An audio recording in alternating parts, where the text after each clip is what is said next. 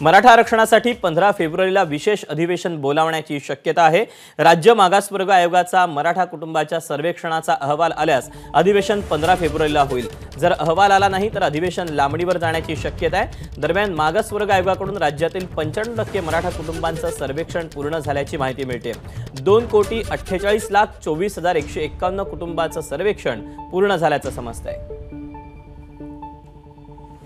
आपण अधिकचे अपडेट जाणून घेऊयात। मंदार गोंजारी आपल्या सोबत आहे। मंदार, अहवाल लवकर आला तर विशेष अधिवेशन बोलावलं जाईल, अन्यथा अधिवेशन लांबलं जाण्याची शक्यता आहे। एकंदरीतच अधिवेशन असेल, मराठा आरक्षण असेल, सर्वेक्षण असेल, या पार्श्वभूमीवर काय नेमक्या सरकार दरबारी हालचाली आपल्याला पाहायला मिळतात? दीपक, हे सगळं ठरल्याप्रमाणेच होतं आहे आणि 14 आणि 15 फेब्रुवारीला अधिवेशन होईल हे मनोज जरांगेंनी काही दिवसांपूर्वीच सांगितलेलं होतं।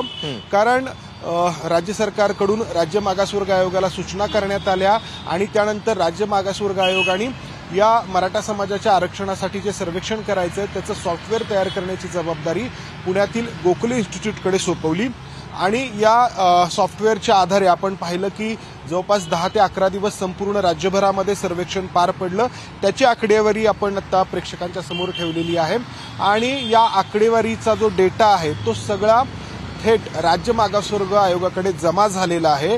गोखले इन्स्टिट्यूटच्या या सॉफ्टवेअरमध्ये अशीच रचना करण्यात आलेली होती की तो थेट राज्य मागासवर्ग आयोगाला प्राप्त होईल। त्यामुळे आता जे पुढचं काम करायचं राज्य मागासवर्ग आयोगाला या डेटाच्या आधारे अहवाल तयार करण्याचं, ते राज्य मागासवर्ग आयोग तयार करेल आणि तो अहवाल राज्य सरकारला सादर केला जाईल आणि जे काही सांगितलं जात आहे, जी काही माहिती मिळते त्यानुसार 14-15 फेब्रुवारीला विशेष अधिवेशन बोलावलं जाऊ शकतं। पण जर अहवाल तयार होण्यास काहीसा वेळ लागला तर अधिवेशन थोडंसं पुढे जाऊ शकतं। मात्र तात्काळ हे सगळं करण्याची सरकारची तयारी याच्यातून दिसून येते, कारण आपल्याला ठाऊक आहे की मनोज जरांगे 10 फेब्रुवारीपासून 10 तारखेपासून पुन्हा एकदा आमरण उपोषणाला बसणार आहेत त्यांच्या गावामध्ये, आंतरवाली सराटीमध्ये।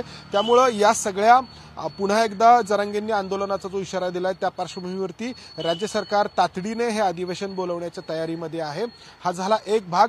आता हा जो काही डेटा तयार झालेला आहे किंवा गोळा झालेला आहे याला न्यायालयामध्ये आव्हान दिलं जाण्याची देखील शक्यता आहे, कारण राज्य मागासवर्ग आयोगाला जे काही नियम घालून दिलेले आहेत त्यानुसार इम्पिरिकल डेटा गोळा करणं अपेक्षित असतं। हा जो डेटा गोळा झालेला आहे सर्वेक्षणाच्या माध्यमातून तो इम्पिरिकल डेटा आहे का याबाबत शंका घेतली जाते आणि तसं जर झालं, प्रकरण जर न्यायालयामध्ये गेलं तर आणखी ते कोणत्या दिशेला जाईल किंवा त्याला किती वेळ लागेल हे सांगता येणार नाही। दीपक, त्यामुळे स्वाभाविकच काय नेमकं घडतंय या अनुषंगानं पाहणं महत्त्वाचं असणार आहे। मंदार, धन्यवाद दिलेल्या सविस्तर माहितीबद्दल।